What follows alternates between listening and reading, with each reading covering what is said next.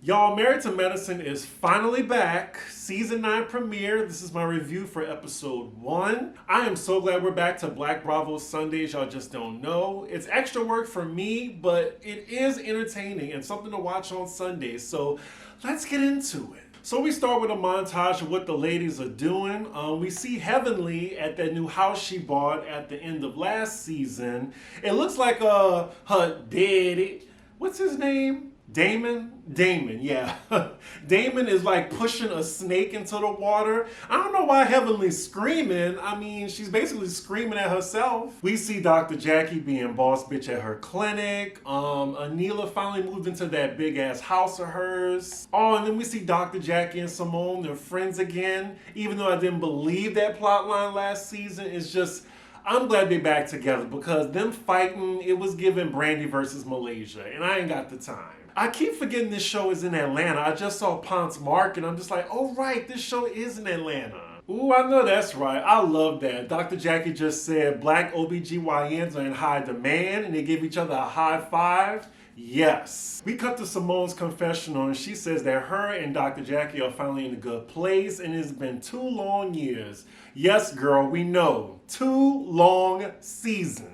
We see their husbands Cecil and Curtis, and I swear every time I see Cecil, I think of Kids Force, particularly Alexander Rogers, reminding me that Cecil failed at Kids Force. It would not be a Married to Medicine episode if Dr. Jackie wasn't giving us some fun facts about vagina.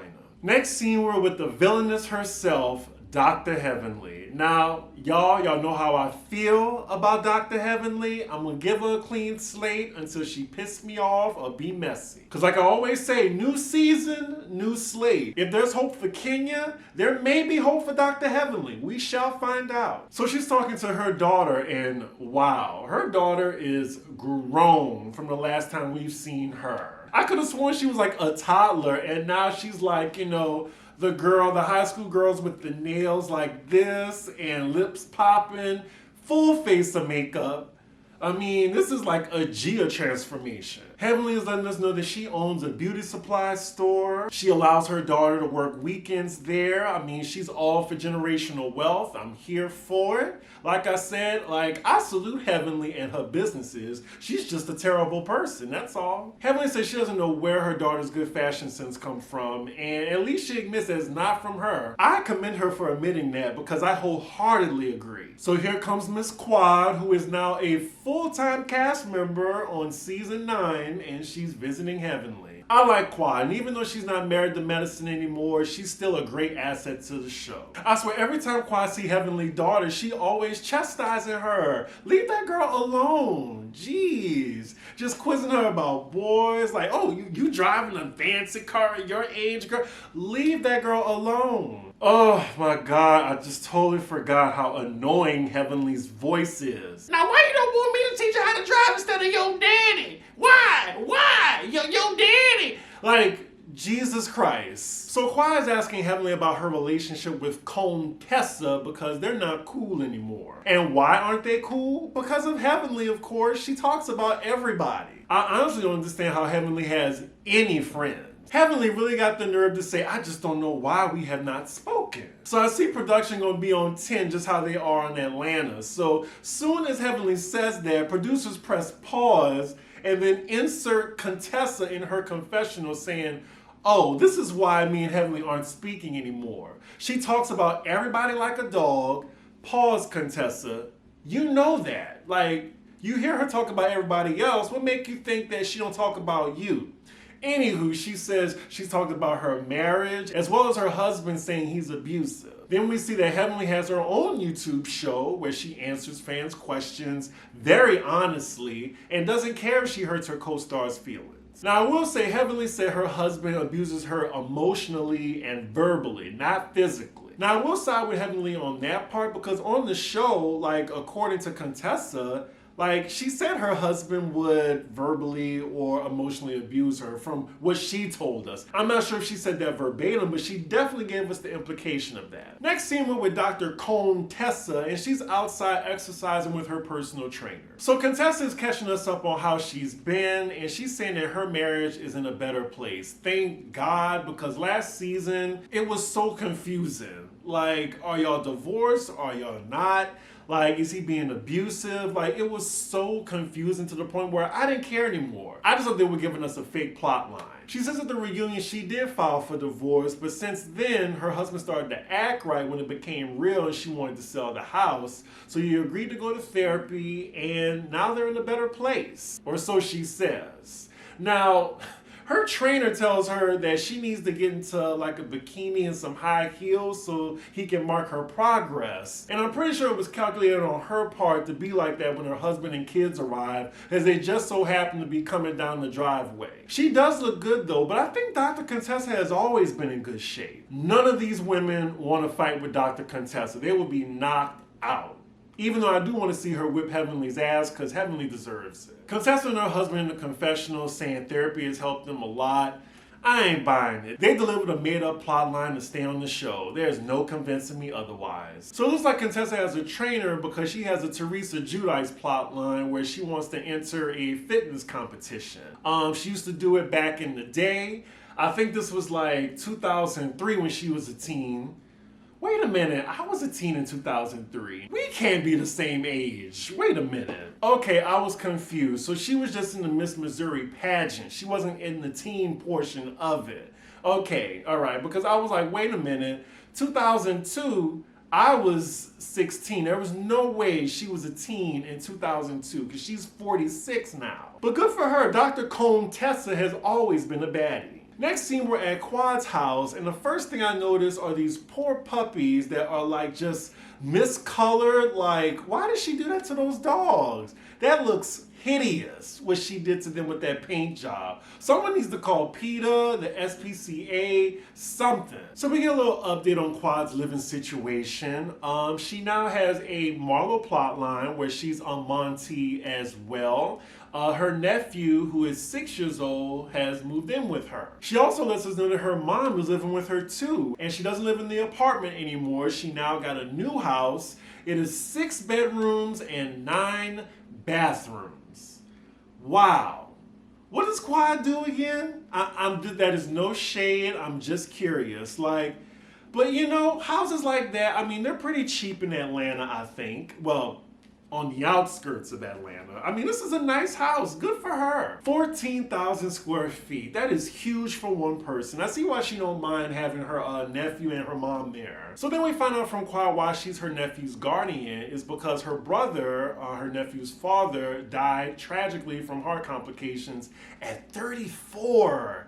Jeez, that's so sad. I wonder where the mom is, but it looks like Quad stepped in and she has no problem handling that role. Quad always seemed like a nurturing person though. That's why I was surprised when we were first introduced to Quad that she didn't want to have kids. Next scene we're with Anila, and I'm glad she returned for her second season. I think the ladies have fully embraced her. She has cultivated real relationships with most of them, and hopefully this season is better than her last one. So she gives us an update from her plot line of last season of moving into this brand new house, and they're finally moved in. It is 6 bedrooms, 10 bathrooms. Their budget in building this house was $1.5 million, and they went over $1 million in budget. Her husband even verbally admits that he regrets building the house. We currently see her and her family in the process of blessing the new house. Then she says she's having a big housewarming where all the ladies are invited. Wow, so during this blessing, they literally bring a cow into the house, and the cow shits on their floor. So next scene we're with Toya, and before we even get to Toya, production has a sense of humor.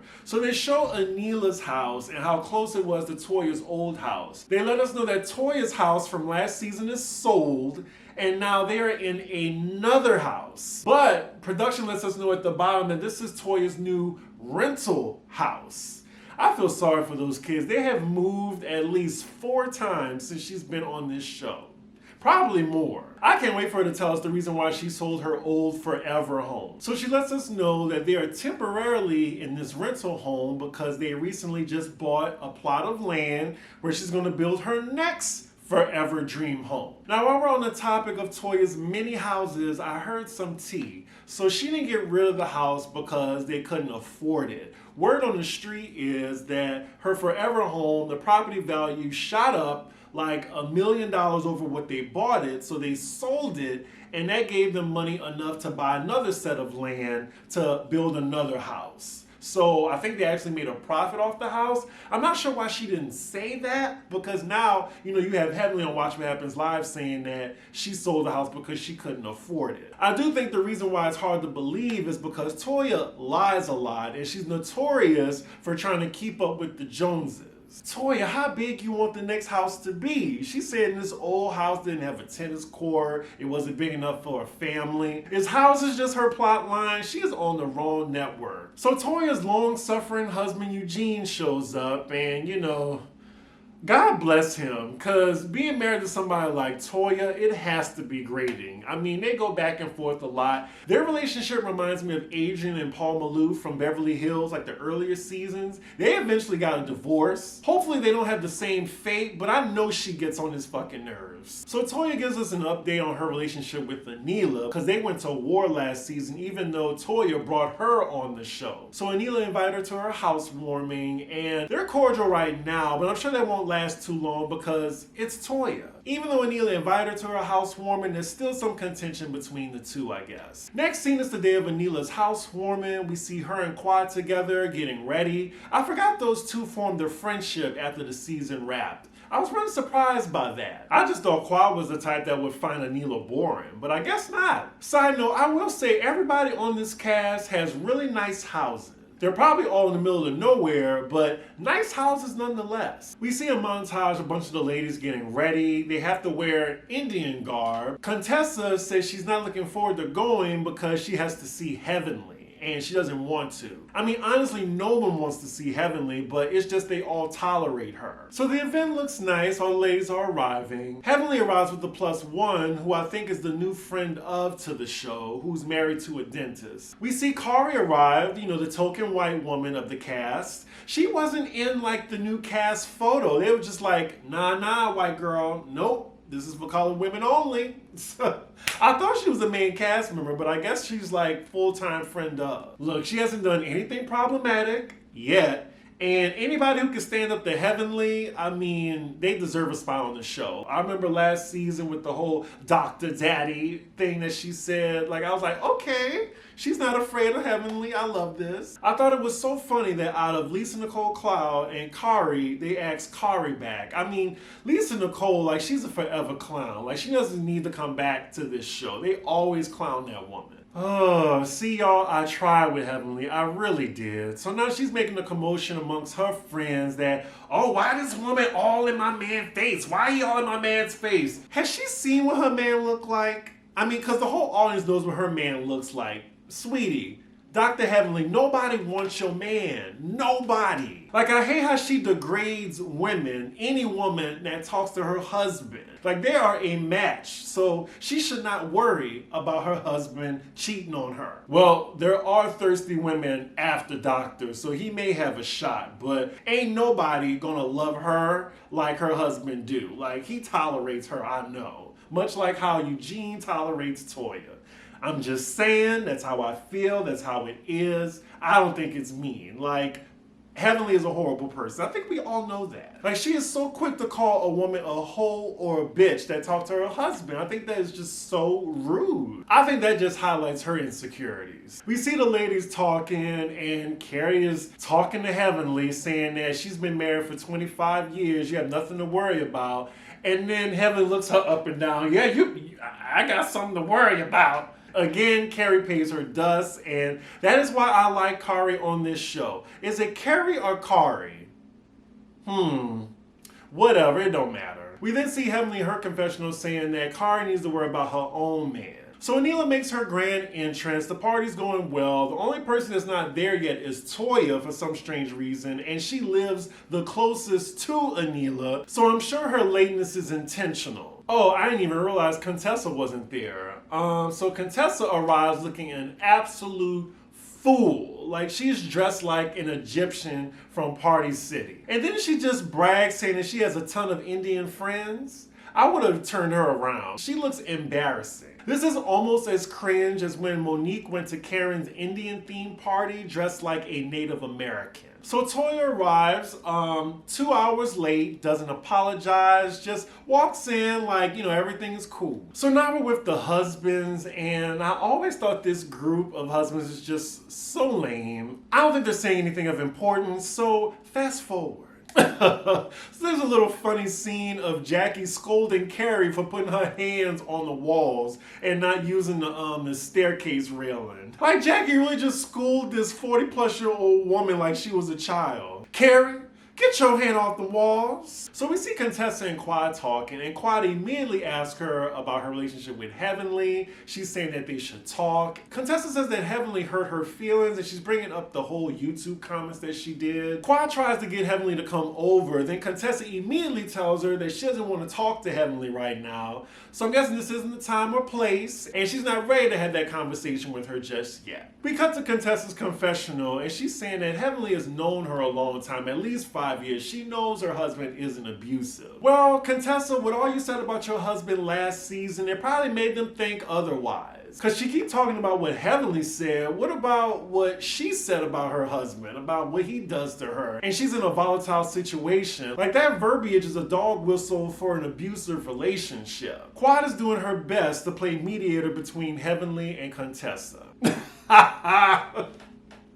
So the party continues, and Anila does an outfit change so she can do like a traditional dancing for everybody. She says in her confession she's been dancing since she was 2. Now as she's dancing on stage, I'm guessing Simone forgets that she's mic'd, and she says, "This bitch don't got rhythm."